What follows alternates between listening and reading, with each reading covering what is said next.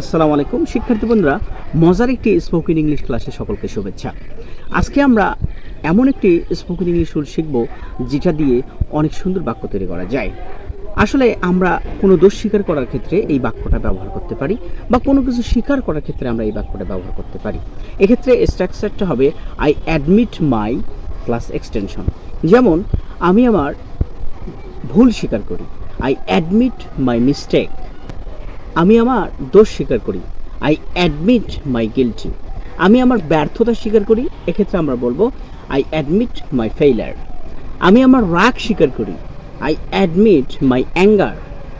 আমি আমার ভয় স্বীকার করি, আই অ্যাডমিট মাই ফিয়ার। তাহলে শিক্ষার্থী বন্ধুরা, আমরা দেখলাম আই অ্যাডমিট মাই দিয়ে কিভাবে আমরা সহজে বিভিন্ন বাক্য তৈরি করতে পারি। এরকম ভিডিও পেতে অবশ্যই আমাকে ফলো দিয়ে রাখো এবং এরকম একটি বাক্য কমেন্টে তৈরি করে জানাও। Follow me.